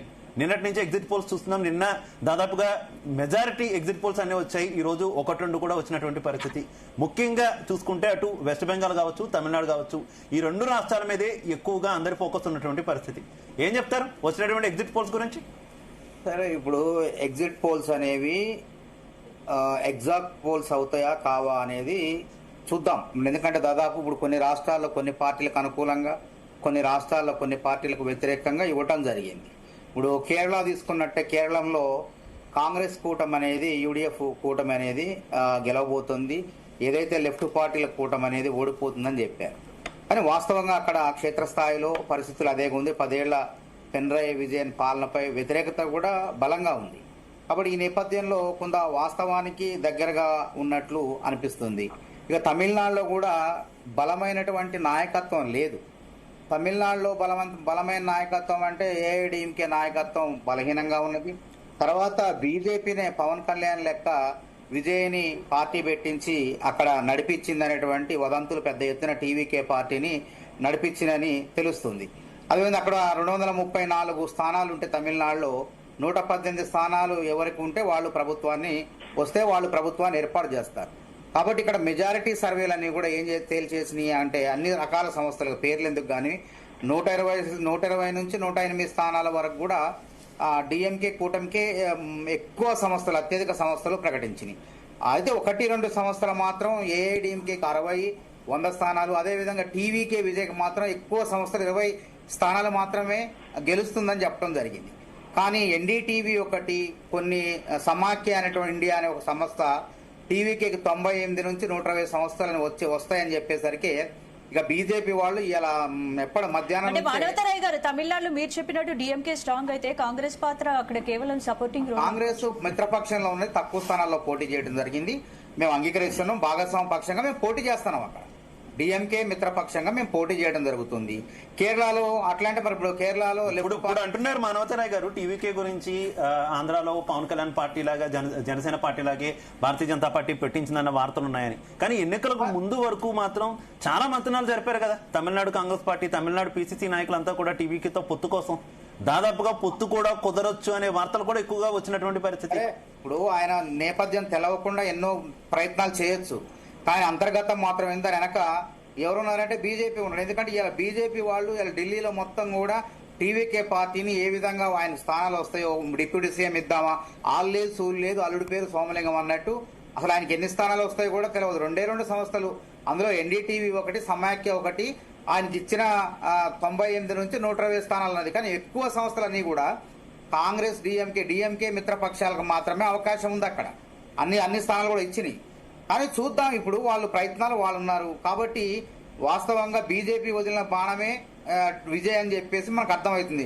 ఆంధ్రాలో పవన్ కళ్యాణ్ చంద్రబాబుకి ఏ విధంగా మద్దతు ఇచ్చి డిప్యూటీ సీఎం అయిండో ఆ విధంగా డిప్యూటీ సీఎం ఇస్తామని చెప్పి ఏఐడిఎంకే వచ్చిన కొన్ని స్థానాలు, ఈ టీవీకే విజయ్కి వచ్చాడు కొన్ని స్థానాలు కలిపి అక్కడ ప్రభుత్వాన్ని ఏర్పాటు చేయాలని విజయ్తో చర్చలు జరుపుతున్నట్టు కూడా ఇప్పటికి వార్తలు వస్తున్నాయి. ఈ పాటికి ఢిల్లీ స్థాయిలో మొదలుపెట్టేశారు వాళ్ళు. కాబట్టి కేరళ విషయానికి వచ్చినట్టు అన్ని స్థానాలు కూడా 140 ఉంటే 71 స్థానాలు, యూడీఎఫ్ కి 75-90 స్థానాలు వస్తాయని చెప్పి, ఎల్డీఎఫ్ కి 49-65 మధ్యనే, బీజేపీకి 3-5 స్థానాలు వస్తాయని చెప్పి అన్ని సర్వే సంస్థలు కూడా చెప్పినాయి. ఇక మిగతా పశ్చిమ బెంగాల్ విషయానికి వచ్చినట్లయితే సరే, పశ్చిమ బెంగాల్లో టీఎంసీ బీజేపీ మధ్య హోరాహోరీ పోటీ ఉంది. అదే విధంగా 2 దఫాలుగా ఎన్నికలు జరిగాయి. 23వ తారీఖు, మొన్న ఒకసారి తారీఖు. తర్వాత ఉత్తర బెంగాల్లో బీజేపీకి పట్టున్న ప్రాంతంలో మొదట విడత ఎన్నికలు జరిగినాయి. బీజేపీ అసలు ఒక మౌఖికమైన ప్రశ్న మనోహర్ గారు, ఒక నిమిషం. ఒక మౌఖికమైన ప్రశ్న, ఏ రకంగా కాంగ్రెస్ పరిస్థితి ఏంటి బెంగాల్లో? ఒకప్పుడు మీరు అధికారంలో ఉన్నటువంటి పార్టీ, తర్వాత కమ్యూనిస్టుల అధికారంలో ఉన్నటువంటి పార్టీ, కానీ సిద్ధాంతాలతో సంబంధం లేకుండా ప్రస్తుతం అక్కడ భారతీయ జనతా పార్టీ అధికారంలోకి వస్తుందా రాదా? పోనీ అధికారానికి దగ్గరగా అయినట్టు సరి ఉన్నటువంటి పరిస్థితి ఏంది? కాంగ్రెస్ కి ఏమైంది బెంగాల్లో అసలు? అంటే దీదీ గెలిచిన మా ఇండి కూటమిలో ఉంటారు కాబట్టి చాలా అనుకుంటున్నారా? ఇప్పుడు కాంగ్రెస్ కి ఏమి కాదు. కాంగ్రెస్ మహాసముద్రం. ఇవాళ కాకపోతే రేపు గట్టి పోటీనిచ్చినాం. కాంగ్రెస్ నాయకత్వాన్ని తృణమూల కాంగ్రెస్ నాయకత్వం అణచివేసే ప్రయత్నం చేసింది, హత్యలు కూడా చేసింది. పోటీ ఇచ్చారంటారు, మరి కూటమి ఎందుకు నాకు అర్థం కాలేదు. అలాంటి వాళ్ళని ఇండి కూటమిలో పెట్టుకుంటున్నారు కదా, మిమ్మల్ని అణిచివేశారని చెప్పుకున్న దేశవ్యాప్తంగా వచ్చినప్పుడు అది వేరు. అంటే ఎల్డీఎఫ్ ఇలా కూటమి మన ఇండియా భాగస్వామ్యం కాదా చెప్పండి? వామపక్షాలు ఇండియాలో లేవా? రాష్ట్రాలకు వచ్చినప్పుడు పరిస్థితులు వేరుంటాయి. కాబట్టి జాతీయ స్థాయిలో బీజేపీ ప్రజా వ్యతిరేక విధానాలకు అనుగుణంగా అన్ని పార్టీలు ఏకమై పోరాటం చేస్తాయి. మొన్న మహిళా రిజర్వేషన్ బిల్లు, డీలిమిటేషన్ బిల్లు ఒకదానికొకటి కట్టగట్టి ఒక ఊర్లో 2 కత్తులు పెడితే ఇముడవు కాబట్టి ప్రతిపక్షాలన్నీ ఏకమైపోయినాయి. అట్లనే జాతీయ స్థాయిలో మీరు చెప్పినట్టు ఇందాక తమిళనాడులో డిఎంకే స్ట్రాంగ్ అన్నారు, విజయ్ ఎంట్రీ కాబోతున్నారు. విజయ్ ఎంట్రీతో యూత్ ఓటు కాంగ్రెస్ నుంచి షిఫ్ట్ అవుతుంది అనుకోవచ్చా? అట్లేం లేదండి. మేము పోటీ చేసింది తక్కువ స్థానాలు. అక్కడ డిఎంకే బలంగా ఉన్నది. ఇప్పుడు ఈ సర్వే సంస్థలు నమ్మాలా వద్దా చెప్పండి ఒక మాట? ఇప్పుడు దగ్గరగా ఉంటాయి కదా. ఇప్పుడు అస్సాంలో బీజేపీ వస్తుందన్నది, సరే వాళ్ళు ఇచ్చిన అంశాలు చూస్తుంటే మాకు వాళ్ళకు చాలా వ్యత్యాసం ఉన్నది. అదే తమిళనాడులో మాకు అనుకూలంగా వచ్చింది, కేరళంలో మాకు అనుకూలంగా వచ్చింది, ఆ తర్వాత పాండిచేరిలో ఎన్డీఏ కూటమికి అనుకూలంగా వచ్చింది. కాబట్టి దీన్ని దగ్గరగా అక్కడ ఉన్నటువంటి ఓటింగ్ సరళను బట్టి ఈ సంస్థలు అంచనా వేసినాయి. అంటే చాలా చోట్ల చాలా వ్యత్యాసమే కనిపిస్తోంది కాంగ్రెస్ కి. దేశవ్యాప్తంగా కాంగ్రెస్ కి క్లియర్ స్ట్రాటజీ లేకపోవడం ఈ పరిస్థితి. ఎవరి స్ట్రాటజీ కాదండి, కాంగ్రెస్ స్ట్రాటజీ ఉంటుందని గుర్తుపెట్టుకోండి. ఒక మాటలో చెప్తాను, మనం చెప్పని తొందరపడకండి. ఢిల్లీలో దోస్తే గల్లీలో అరణ్యవాసం 14 ఏళ్లే పాండవులకైనా రాముడికైనా. అరణ్యవాసం తర్వాత జరిగేది పట్టాభిషేకమే. 2014లో 42 స్థానాలు లోక్సభలో, 2018లో 55 స్థానాలు, ఇలా మొత్తం 2023లో 100 స్థానాలు ఉన్న బలమైన పార్టీ, ఏకైక పార్టీ దేశవ్యాప్తంగా. ఎమ్మెల్యేలు క్షేత్రస్థాయిలో బలం ఉన్న పార్టీ కాంగ్రెస్ పార్టీ. ఏం తొందరపడాల్సిన అవసరం లేదు. మాకు నమ్మకం ఉంది, యువ నాయకత్వం ఉంది, బీజేపీలో వృద్ధ నాయకత్వం ఉంది. రాహుల్ గాంధీ లాంటి నాయకత్వాన్ని బలపరుస్తారు. తప్పకుండా ఓడలు బండ్లు ఓడలైతే. కాబట్టి ఆ ధైర్యం, ఆ ధీమా మాకున్నది. కాబట్టి ముందు దక్షిణాది రాష్ట్రాలను కాపాడుకుంటూ తప్పకుండా ఉత్తరాది రాష్ట్రాల్లో పాగా వేస్తాం. ఇవాళ బలంగా ఉన్న పార్టీలన్నీ కూడా ఓడిస్తాం. భవిష్యత్తులో రాహుల్ గాంధీని ప్రధానమంత్రి చేసుకునేటువంటి సత్తా కాంగ్రెస్ కార్యకర్తలకు ఉంది. కాబట్టి దీనిలో ఏదో తక్కువ అంచనా వేయడానికి ఏం లేదు. ఎవరిని చులకనగా చూడాల్సిన అవసరం లేదు. పశ్చిమ బెంగాల్లో ఓడిపోయినంత మాత్రం కాంగ్రెస్ అమీబా లాంటిది ఒక చోట దిగిపోతే ఇంకో చోట దాని స్వరూపాన్ని మార్చుకుంటది. ఎప్పటికి కూడా సముద్రంలో నీళ్లు ఇంకిపోవు. ఆ సముద్రం నీళ్లే నదుల్లో వాడతాయి, ఆ నీళ్లే మనం తాగుతాం. కాబట్టి మహాసముద్రంలో చెంబెని నీళ్లు, బిందెని నీళ్లు బయటికి పోయినంత మాత్రాన సముద్రానికి ఏం కాదు. సముద్రం నీళ్లే నదుల్లో పోయి జనాల దాహాత్రిని తీరుస్తాయి, అది గుర్తు పెట్టుకోండి. కాబట్టి మేము ఏమంటాం,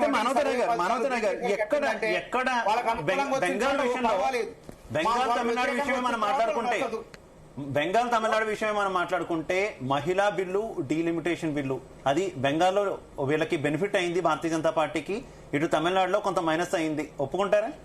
అట్లెందుకు అవుతుంది చూడండి, ఫలితాలు వేసి చూద్దాం మనం. దరిదాపుగా అట్లెందుకు అనుకోవాలి మనం? వ్యతిరేకమైందా అనుకూలమైందా అనేది అసలు ఫలితాలు. ఇవన్నీ ఉత్తుత్తి ఫలితాలే కదా, ఎగ్జాక్ట్ కాదు కదా, ఇది అసలైన ఫలితాలు కాదు కదా. వీటినే మనం కొలమానంగా తీసుకోవటం. తెలంగాణ ఎన్నికలప్పుడు ఏమైంది అని చాలా సంస్థలు బీఆర్ఎస్ అని, మరి కాంగ్రెస్ అధికారం రాలేదా? కాబట్టి వీటన్నిటిని కూడా దగ్గరగా అనుకోవాలి తప్ప అసలు ఫలితాలు 4వ తారీఖు వస్తాయి. అప్పటిదాకా వేచి ఉందాం. ఎందుకు అప్పటిదాకా ఇంకా ఆలు లేదు సూలు లేదు, వీళ్ళు అప్పుడే ఢిల్లీలో టీవీకే విజయ్తో మొదలు పెట్టేశారు చర్చలు. కాబట్టి మేము ఆ తొందరపాటు నిర్ణయాలకు ముందు చూడడం ఆలోచన చేయము. ప్రజా తీర్పును గౌరవిస్తాం. తప్పకుండా భవిష్యత్తులో అధికారంలోకి వచ్చేందుకు అడుగులేస్తాం. ప్రజలకు మరింత దగ్గర అయ్యే విధంగా ప్రజల తరఫున ఇటు పార్లమెంట్లో ఆయా అసెంబ్లీ స్థానాల్లో మేము తప్పకుండా ప్రజల తరఫున కొట్లాడతాం. ప్రజల మనసులు గెలుచుకునే విధంగా రేపు ఎన్నికల్లో కూడా గెలుచుకుంటాం. అంతేగాని కాంగ్రెస్ పార్టీ బెంగాల్లో లేదు, అక్కడ లేదు, తర్వాత కేరళలో వచ్చేస్తుంది. మరి దీన్ని ఏమంటారు? స్థానాలే ఉన్నాయి. నాకు మనోహర్ గారు మొదటి ప్రశ్న, సరే మీ ఎల్డిఎఫ్, యూడిఎఫ్, టీఎంసీ ఢిల్లీలోనేమో మీరు దోస్తులు, గల్లీలలో పోగానే మీరు శత్రువులు, ఢిల్లీలో దోస్తీ చేస్తారు, గల్లీలో కుస్తీ పడతారు. దాంతో ప్రజలకు అసలు ఎటువంటి సందేశం ఇవ్వాలనుకుంటున్నారు, అసలు ఏం చెప్పాలనుకుంటున్నారు, అసలు దాంట్లో మీకు ఏమైనా క్లారిటీ ఉందా? మొట్టమొదటి ప్రశ్న. రెండో ప్రశ్న, మీరు అంటున్నారు అంత సముద్రం లాంటిది, అన్ని నదులు వచ్చేసి సముద్రంలో కలుస్తాయి అన్నారు. మరి అక్కడ టీఎంసీని ఎందుకు కలుపుకోలేకపోయారు? కలుపుకొని పోయి మీరు ఎందుకు పోటీ చేయలేకపోయారు? అదే సముద్రంలో ఈ యొక్క ఎల్డీఎఫ్ ని ఎందుకు కలుపుకొని పోటీ చేయలేకపోతున్నారు? ఎందుకు సపరేట్ గా పోటీ చేస్తున్నారు? అక్కడ సముద్రం లేదా? సముద్రం పనిచేయట్లేదు. ఉంది కేరళలో సముద్రం ఉన్నది, పశ్చిమ బెంగాల్లో కూడా సముద్రం ఉన్నది కదా. మీరు కాంగ్రెస్ పార్టీ ఉన్నది కదా. అంటే నా అర్థం ఏంటంటే కేరళలో కాంగ్రెస్ ఉన్నది, పశ్చిమ బెంగాల్ కూడా కాంగ్రెస్ ఉన్నది, ఎందుకు కలుపుకోలేకపోతలేదు? ఇంకొక మూడో ప్రశ్న,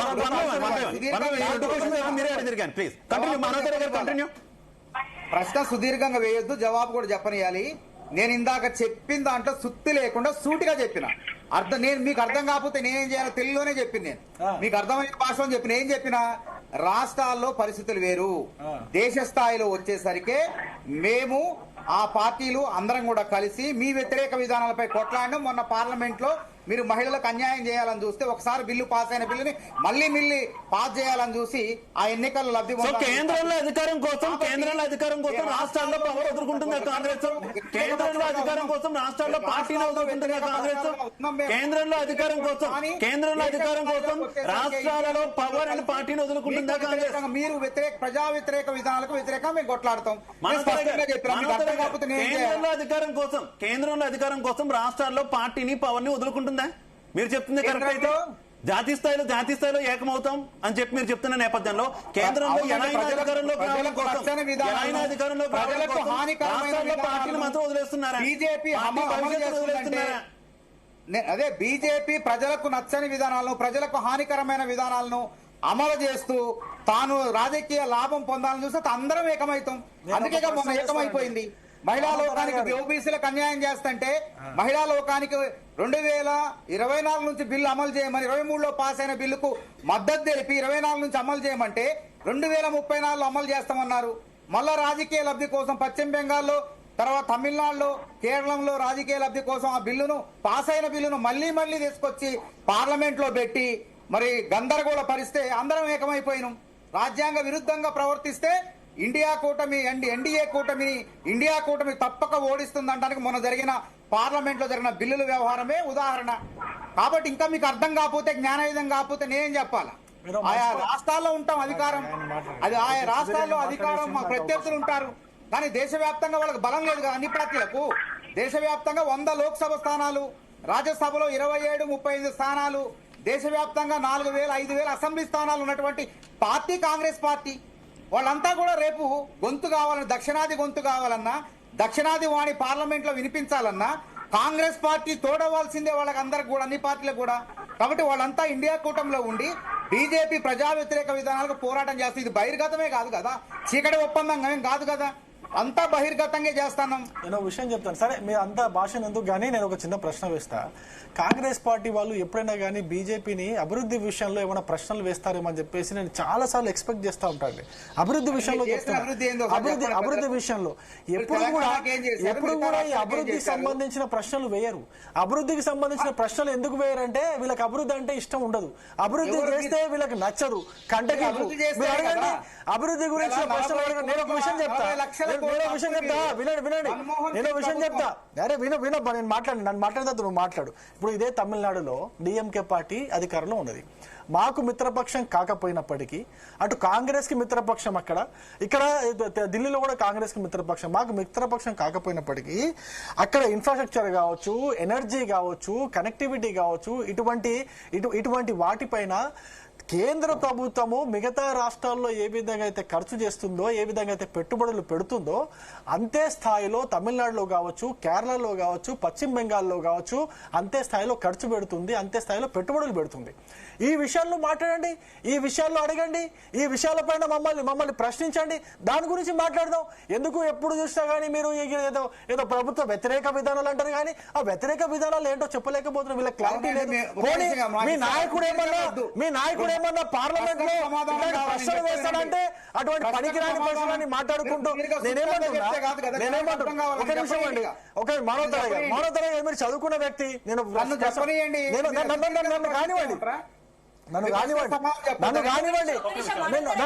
కానివ్వండి. నేనేమంటున్నా, ఇప్పుడు మీరు ఏదైతే గల్లీలో మీరు ఏదైతే దోస్తున్నారో మీకు అది తెలంగాణ కావచ్చు, పశ్చిమ బెంగాల్ కావచ్చు, కేరళ కావచ్చు, తమిళనాడు కావచ్చు, వీళ్ళందరూ కూడా మీకు గల్లీల దోస్తులు మీ పార్టీలో అనుకుంటున్నారు. రేపొద్దున మీకు గల్లీలో ఇప్పుడు వాళ్ళ దోస్తులు బీఆర్ఎస్ దోస్తులు కాదా? బీఆర్ఎస్ దోస్తులు కాబట్టి వాళ్ళు పార్లమెంట్ లో వాళ్ళకి ఒక సీట్ కూడా రాకుండా మొత్తం వీళ్ళే కొట్టుకున్నారు కదా. తెలియదా మీకు ఆ కేసులని? మీకు అవన్నీ తర్వాత చెప్తా. అయితే మీ దోస్తులు అధికారంలో ఉన్నటువంటి అన్ని రాష్ట్రాల్లో కూడా ఇప్పుడు వాళ్ళు వచ్చి ఢిల్లీలో బీజేపీ ప్రభుత్వం అధికారంలో ఉంటే ఢిల్లీలో వచ్చి ఇప్పుడు దోస్తానా చేస్తున్నారు. మీ ముఖ్యమంత్రి వచ్చేసి మా పెద్దన్న అంటున్నాడు.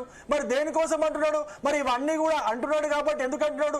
ఆయనకు కేంద్రం నుంచి అనేక రకాలైనటువంటి సహాయ సహకారాలు ఈ ప్రభుత్వాన్ని నడిపించడానికి కావచ్చు, తెలంగాణలో అభివృద్ధి కొరకు కావచ్చు, తెలంగాణలో మౌలిక సదుపాయాల అభివృద్ధి కొరకు కావచ్చు, తెలంగాణలో సంక్షేమ పథకాల అమలు కోసం కావచ్చు. అందుకే ఆయన వచ్చి మమ్మల్ని బడే అంటున్నాడు. అన్నప్పుడు మరి మాతో ఎందుకబ్బా ఇక్కడ కుస్తీ? మేము మంచి పనే చేస్తున్నాం కదా, ఎందుకు? అందుకేనా ఈ ప్రశ్నలను అడిగారు? అభివృద్ధికి సంబంధించిన ప్రశ్నలు మీరు అందుకేనా అడిగారు? అభివృద్ధికి సంబంధించిన ప్రశ్నలు ఎలక్షన్స్ వచ్చినప్పుడల్లా అభివృద్ధి కాకుండా మిగతా విషయాలన్నీ మాట్లాడతారు. ముస్లిం అంటే కాంగ్రెస్ పార్టీ అంటే ముస్లిం ఇవన్నీ మాట్లాడతారు. అడగండి, మీకు సంబంధించిన ప్రశ్నలు అడగండి. అవడకుండా ముస్లింస్ హిందూ ఏం చెప్తారు ఆన్సర్ చెప్పడానికి? ఇప్పుడు అంటే నువ్వే మాట్లాడు, నువ్వే ప్రశ్న, నువ్వే సమాధానం చెప్పు. తెలివి అంటారు దీన్ని. నేను అంటలేను అట్లా. ప్రశ్నలు అడుగుమని చెప్తున్నాను. మీరు ఇటువంటి ప్రశ్నలు అడగండి అని చెప్తున్నాను. సమాధానం చెప్పనేయండి. ఇప్పుడు మీరు అభివృద్ధి చేశారండి. ఎక్కడ అభివృద్ధి చేశారు మీరు? 40 లక్షల కోట్ల అప్పుని ఇలా నరేంద్ర మోడీ చేతిలో పెడితే 250 లక్షల కోట్ల అప్పు అయింది. ఇలా ప్రభుత్వ రంగ సంస్థలన్నిటినీ, ఇలా పరిశ్రమలను, ఎయిర్ ఇండియా లాంటి సంస్థలను జాతికి అంకితం చేస్తే, సంస్థల్ని ప్రైవేట్ సంస్థలను పెట్టి, పరిశ్రమలు పెట్టి ఎంతో మందికి ఉద్యోగ ఉపాధి అవకాశాలు కల్పిస్తే మీరేం చేశారు? సంస్థను తీసుకుపోయి మళ్ళీ ప్రైవేట్ సంస్థకు అప్పు చెప్పారు. అది మీ తెలివి. రాదు కామెంట్స్ వద్దు, రన్నింగ్ కామెంట్స్ వద్దు, సభ్యత నేర్చుకోండి. ఇప్పుడు బీజేపీలో ఆర్థికవేత్తలు లేరు, ఉద్రేకవేత్తలే ఉన్నారంట నిదర్శనం. ఇవాళ పశ్చిమాసియాలో యుద్ధం జరుగుతుంటే ముందు చూపు లేదు. నాకు తెలిసి రేపటి నుంచి పెట్రోల్ డీజిల్ ధరలు పెరుగుతాయి. ఫలితాలు రాగాలి నాకు తెలిసి ఇవాళ నుంచే లేకుంటే రేపటి నుంచి జరుగుతాయి. ఇలా కొరత నడుస్తుంది, రేట్లు పెరుగుతాయని చెప్పి చమురు సంస్థలు గాని, పెట్రోల్ బంకులు గాని పెట్రోల్ వినియోగాన్ని ఇవ్వట్లేదు. కాబట్టి వీళ్ళ ఉద్దేశం ఏంటంటే వీళ్ళు అమెరికాకు తాకట్టు పెట్టారు. అంటే పెట్రోల్ డీజిల్ ఎక్కడ కొనాలో స్వేచ్ఛ లేకుండా నరేంద్ర మోడీ భారతీయుల ఆత్మగౌరవాన్ని అమెరికా ట్రంప్ కు తాకట్టు పెట్టిండా లేదా? వెనిజులా నుంచి కొనమంటే రష్యా నుంచి వద్దు, తక్కువ ధరకు లభించేటువంటి చమురు రష్యా నుంచి కొనొద్దు, వెనిజులా నుంచి కొనమంటే అక్కడ డూడు బసవలకు తలూపుకుంటే అక్కడ కొనాలి. ఇదా మీ పరిపాలన? ఒక ఇందిరాగాంధీని చూడు, తల ఎత్తుకునేలా చేసింది దేశాన్ని. ఇలా మీరు చెప్పుకుంటే వస్తుందా? దేశ ప్రజలు గ్రహించాలా. అయినా ఎక్కడ మీకు సహకరించలేదు. మహిళా బిల్లు మీరు 2023లో 106వ రాజ్యాంగ సవరణ ప్రవేశపెడితే మేం మద్దతు ఇచ్చినమా లేదా? పార్లమెంట్ 2 ఉభయ సభల్లో మద్దతు ఇచ్చి ఆ బిల్లు పాసుకు దోహదపడమా లేదా? ఎక్కడ మీకు వ్యతిరేకంగా చేసినాం? మళ్ళీ పాస్ అయిన బిల్లునే మళ్ళీ ప్రవేశపెడతానంటే ఇది తనికెళ్ల బర్నీ సినిమాలో ఒక డైలాగ్ ఉంటది, మళ్ళీ నా పేరు నేను చెప్పను, మళ్ళీ ప్రవేశపెడతాం బిల్లు అన్నట్టు మళ్ళీ ఎందుకు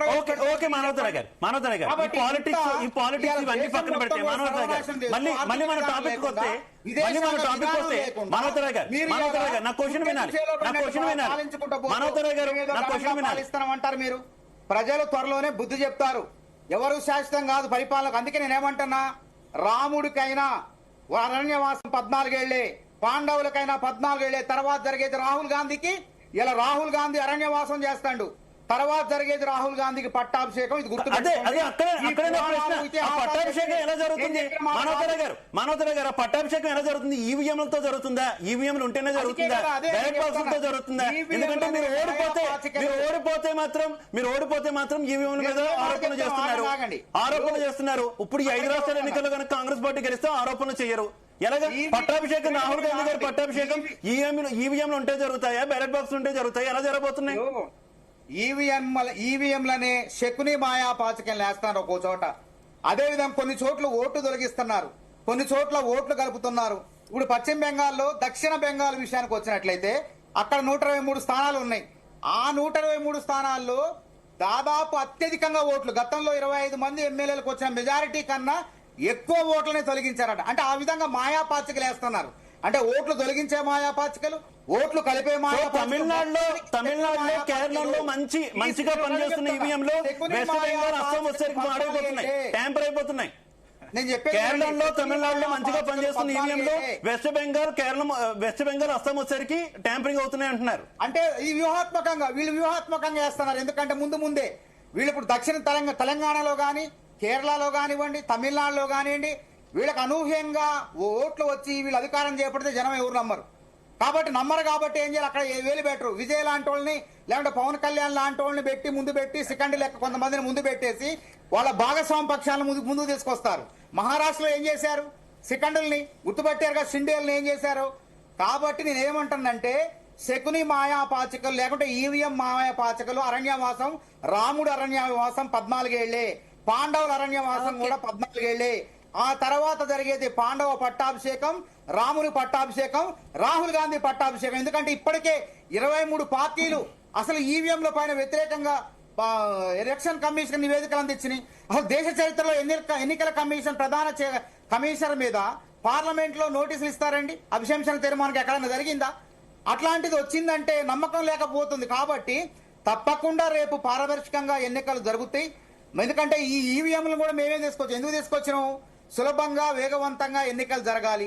నిజంగానే మేము దుర్వినియోగం చేసినట్లయితే బీజేపీ ఆడిది, ఇంకో దేశంలో ప్రాంతీయ పార్టీలు ఎక్కడ ఉండేది? మేమే గుద్దుకొని మేమే చేసుకునే వాళ్ళం కదా, ఓట్లు తొలగించి ఓట్లు కలుపుకొని అవసరం చోట మేమే చేస్తున్నాం. కానీ అట్లాంటి తప్పుడు విధానాలు కాంగ్రెస్ పాల్పడదు. కాబట్టి ఇప్పటికి కూడా దేశ యువత ఆలోచనలు కూడా ఏముందంటే, అసలు పాశ్చాత్య దేశాల్లో, అభివృద్ధి చెందిన దేశాల్లో ఈవీఎంలు వాడకుంటే ఈ నరేంద్ర మోడీ వద్దని 23 పార్టీలు వద్దన్నా గానీ కావాలని మాయాపాచికలు ఎందుకు వేస్తాడు జనానికి కూడా అర్థమే. అయినా తప్పదు కాబట్టి అప్రమత్తంగా ఉంటూ ఆయా రాష్ట్రాల్లో బలంగా ఉన్నాం కాబట్టి అక్కడ ఆ మాయాపాచికలు చివరిగా ఏం చెప్తారు? అదే నేను చెప్తాను. విషయం ఏంటంటే, రేపు అసలు ఫలితాలు రావాలి. మన ఎన్నిక ఏంది? వీటి మీదే, పార్లమెంట్ జరిగిన బిల్లుల పైన కాదు. తప్పకుండా నేను ఒకే మాట చెప్తున్నా, పశ్చిమ బెంగాల్లో మాకు సరే మా ప్రాతినిధ్యం తక్కువ ఉన్నప్పటికీ ఓట్ల శాతాన్ని తప్పకుండా అత్యధిక స్థానాలను చేజెక్కించుకుంటాం.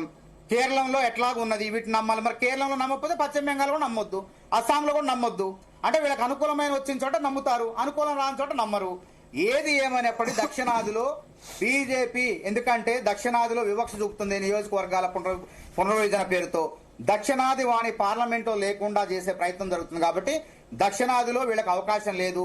పశ్చిమ బెంగాల్లో ఏంటంటే అక్కడ హోరాహోరీ గతంలో కూడా అత్యధిక స్థానాలు సాధించారు. వాళ్ళు కొన్ని స్థానాలు ఉన్నాయి. కమ్యూనిస్టు ఓట్లు, అటు ఓట్లు, ఇటు ఓట్లు బీజేపీ కొన్ని, టీఎంసీ వైపు కొన్ని ఉన్నాయి. కాంగ్రెస్ కూడా ఇట్లా బలంగానే ఢీకొట్టే ప్రయత్నం చేసింది. అందులో కాంగ్రెస్ కార్యకర్తల్ని వేటాడి మరీ కూడా నరికి చంపిన ఉదంతాలనే రాహుల్ గాంధీ గారు. మేము రవికుమార్ గారు, ఇప్పుడు విజయ్ రాజకీయాల్లోకి రావడం గేమ్ చేంజరా లేక హైప్ మాత్రమేనా? ఎంకే స్టాలిన్ కు రియల్ ఛాలెంజ్ టీవీకే నుంచి అనుకోవచ్చు.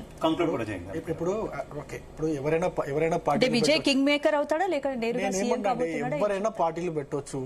ఇది డెమోక్రసీ, ప్రజాస్వామ్యంలో పార్టీ మీరు పెట్టొచ్చు, నేను పెట్టొచ్చు, ఎన్నికల్లో పోటీ చేయొచ్చు. ఎన్నికల్లో పోటీ చేయొచ్చు, గెలవచ్చు, అధికారంలోకి రావచ్చు. అట్లా వచ్చినటువంటి పార్టీలు అనేకం ఉన్నాయి ఈ దేశ చరిత్రలో. ఒక ఆమ్ ఆద్మీ పార్టీ ఉన్నది, ఇప్పుడు టీఎంసీ ఇదే కాంగ్రెస్ నుంచి పోయి ఇప్పుడు కాంగ్రెస్ లో టీఎంసీ పెట్టేసి పశ్చిమ బెంగాల్లో 15 సంవత్సరాలు అధికారంలో లేదా. ఇట్లా అనేక ద్రవిడ పార్టీలు ఎన్ని ఉన్నాయండి, ద్రవిడ పార్టీలు అనేకమైనటువంటి ద్రవిడ పార్టీలు వచ్చి పెట్టాయి. నేనేమంటున్నా, కింగ్ మేకర్ అవుతారా కాదా తర్వాత సంగతి. ప్రజల అభీష్టం మేరకు ప్రజలు ఎవరినైతే ఆశీర్వదిస్తారో వాళ్ళు ఖచ్చితంగా అధికారం చేపడతారు. ఇది మన దేశ ప్రజాస్వామ్యము. ఈ ప్రజాస్వామ్యము దేశంలో ఎట్టి పరిస్థితుల్లో 100% 6 పువ్వులు 3 పువ్వులు 6 ఒక నిమిషం నేను విషయం చెప్పాను. ప్రజాస్వామ్యం అనేది ఈ దేశంలో 3 పువ్వులు 6 కాయల్లాగా విలసిల్లాలనేది ప్రజల యొక్క అభిష్టము. కానీ కాంగ్రెస్ పార్టీ వాళ్ళ యొక్క అభిష్టం ఏముండో చూడండి. వాళ్ళ యొక్క యువరాజు కంట పట్టాభిషేకం అంట, 14 ఏళ్ల వనవాసం అంట, ఈయనకు పట్టాభిషేకం కావాలంట. పట్టాభిషేకం కోసం ఎదురు చూస్తారు కాంగ్రెస్ పార్టీ వాళ్ళు. ఇది రాజుల కాలం కాదు, ఇది రాచరికం కాదు, పట్టాభిషేకం జరగదు. ప్రజాస్వామ్యం నడుస్తుంది, ప్రజాస్వామ్యం ప్రకారమే ఎన్నికలు జరుగుతాయి. ప్రజల అభీష్టం మేరకే ఎవరైతే సేవ చేయాలనుకుంటారో అటువంటి వాళ్ళకే ప్రజలు పైన ఢిల్లీలో అక్కడ కూర్చోబెడతాడు. ప్రజాసేవ చేసుకోవడానికి వాళ్ళకి అవకాశం ఇస్తారు. మీలాంటి రాజులకు, మీలాంటి బానిసలకు ఈ యొక్క చెంచాలని చెప్పేసి మాట్లాడుతున్నారు. నేనేమంటున్నా, మీ రాచరికపు ఆలోచనలు, మీ రాచరికపు దోలనలు మీరు మానేయండి. ఇది ప్రజాస్వామ్య దేశము, ప్రజాస్వామ్యం ఉండాలని ప్రజలు కోరుకుంటున్నారు. దీనికి రాజ్యాంగం ఉన్నది. ఆ రాజ్యాంగం ప్రకారం ఈ దేశము అభివృద్ధి చేయాలి, అభివృద్ధి జరగాలని చెప్పేసి ప్రజలు కోరుకుంటున్నారు. ప్రపంచ పటంలో ఈ దేశానికి ఒక మంచి గుర్తింపు రావాలా, ప్రపంచ పటంలో ఈ దేశం విశ్వగురువుగా వెలసిల్లాలని చెప్పేసి ఈ దేశ ప్రజలు కోరుకుంటున్నారు. అంతేగాని ఎవరో ఒక కుటుంబ వారసత్వం తీసుకొచ్చేసి ఆయనకు పట్టాభిషేకం చేసి ఈ యొక్క రాచరికాన్ని ఆయనకు అప్పచెప్తామంటే ప్రజలు ఊరుకోరు. మీకు మళ్ళీ 99 సీట్ల నుంచి 99 సీట్ల నుంచి మళ్ళీ 9 సీట్లకు తీసుకెళ్తారు. మిమ్మల్ని 99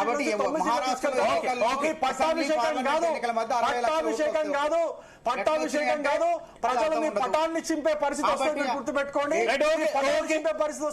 థ్యాంక్ యూ రవికుమార్ గారు, థ్యాంక్ యూ మానవతారాయ్ గారు, థ్యాంక్ యూ దేవిప్రసాద్ గారు. అందరికీ ధన్యవాదాలు. ఇవాళ డిఎన్ఏలో పాల్పంచుకున్నందుకు. ఓవరాల్ గా కనుక చూసుకుంటే 5 రాష్ట్రాల ఎన్నికల ఫలితాలు 4వ తేదీనైతే రాబోతున్నాయి. ఇక 4వ తేదీ కోసం అయితే దేశవ్యాప్తంగా ప్రజలు ఉత్కంఠభరితంగా ఎదురు చూస్తున్నారు. ముఖ్యంగా ఫోకస్ అంతా కూడా ఇటు తమిళనాడు, అటు వెస్ట్ బెంగాల్ మీద ఎక్కువగా కనిపిస్తున్నటువంటి పరిస్థితి. వెస్ట్ బెంగాల్ కు సంబంధించి ఎక్కడ ఏ ఎగ్జిట్ పోల్ కూడా ఖచ్చితమైనటువంటి ఫలితాన్ని స్పష్టంగా కూడా ఇవ్వలేనటువంటి సిచ్యువేషన్ అయితే మనకు కనిపిస్తుంది. తమిళనాడులో టీవీకే ప్రభావం ఎంత మేరకు ఉంటుంది అనేది అందరూ ఆసక్తిగా చూస్తున్నటువంటి పరిస్థితి. ఇప్పటికే టీవీకే పార్టీతో ఢిల్లీలో భారతీయ జనతా పార్టీ నాయకులు కూడా మతనాలు జరుపుతున్నటువంటి సిచ్యువేషన్. ఈ నేపథ్యంలో అసలు తమిళనాడు ఏం జరగబోతుంది, వెస్ట్ బెంగాల్లో దీదీకి చర్మగీతం పాడబోతున్నారా అన్నటువంటి ఒక ఉత్కంఠ అయితే కంటిన్యూ అవుతుంది. చూద్దాం. మే 4న మినిట్ టు మినిట్ అప్డేట్స్ కూడా మీకు జీ తెలుగు న్యూస్ ఎప్పటికప్పుడు అందిస్తూ ఉంటుంది ఈ ఫలితాలకు సంబంధించి. ఇది వాటి డిఎన్ఏ.